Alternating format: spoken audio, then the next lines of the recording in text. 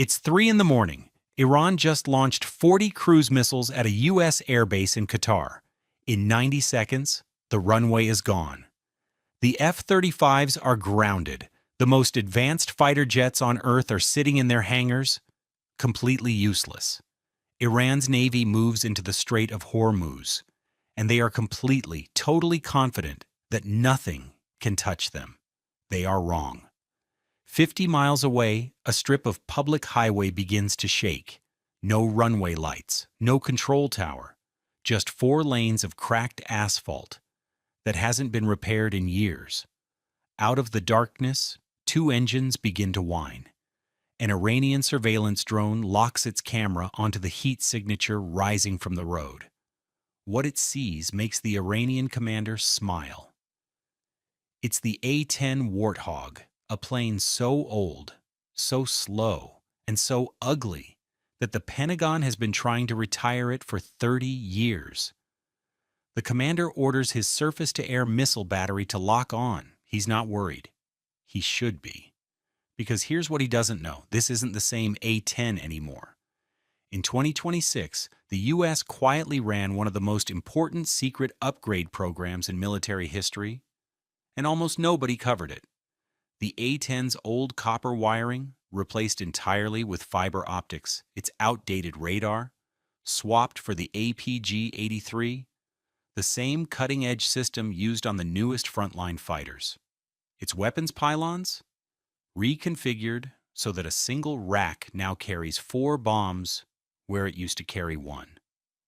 And the electronic warfare system, now capable of projecting a digital ghost of the aircraft, a decoy so convincing it can trick a missile mid-flight.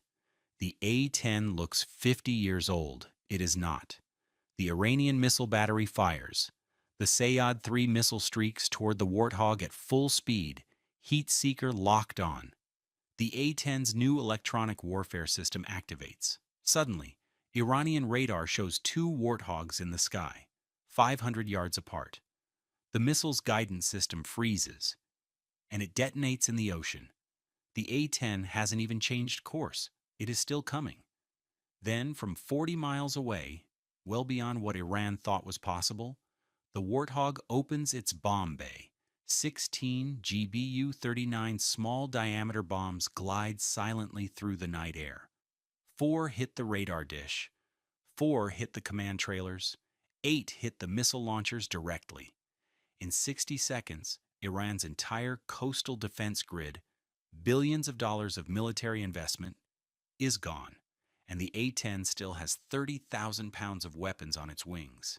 But this is where the story gets uncomfortable, because Iran lands a hit, and what happens next is the reason this plane refuses to die.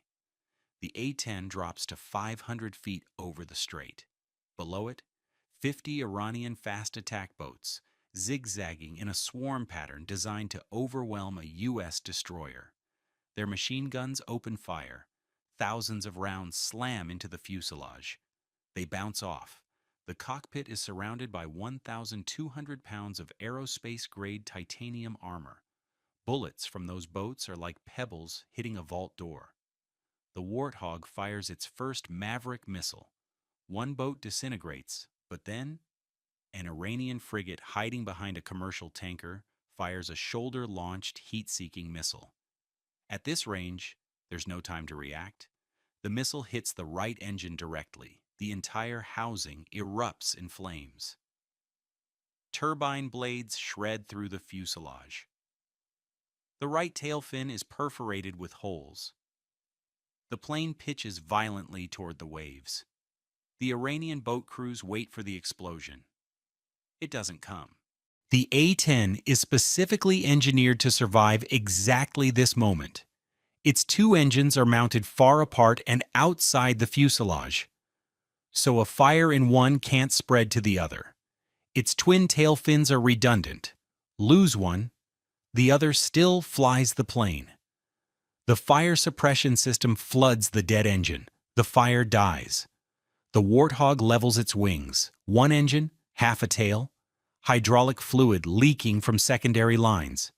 It points its nose at the center of the boat swarm. The GAU-8 Avenger, a Gatling gun the size of a Volkswagen Beetle, begins to spin. In 10 seconds of trigger pull, firing shells at nearly 4,000 rounds per minute, the A-10 destroys 12 boats. The rest turn and run. But the battle isn't over. Iran has one more move, and it's aimed at the runway. The wounded Warthog descends toward the highway. Iran has tracked it. Ballistic missiles launch from a nearby palm grove. The first one craters the road 500 yards ahead. The A-10 lands anyway.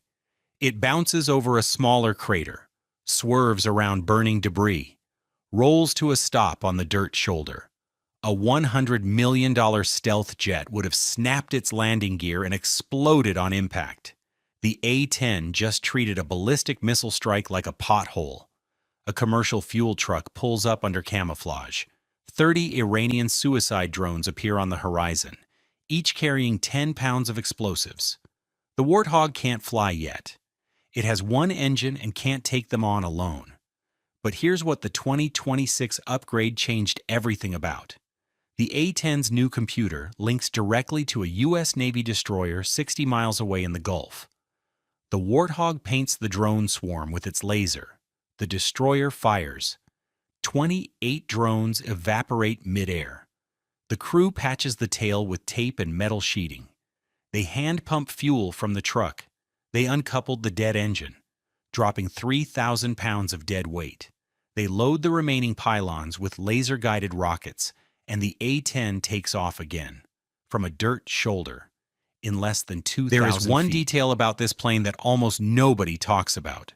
The GAU-8 Avenger cannon generates 10,000 pounds of recoil when fired. That is more force than one of the A-10's own engines produces.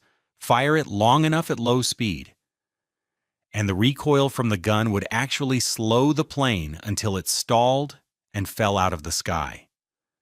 The A-10 Warthog was not designed to win a dogfight. It was not designed to evade radar. It was designed to show up when the runway is destroyed, take everything the enemy has, and keep killing. Iran spent billions on missiles to destroy runways. The Pentagon spent 30 years trying to replace this jet with something that needs a perfect runway to function. Neither of them accounted for a plane that simply doesn't care whether the runway exists.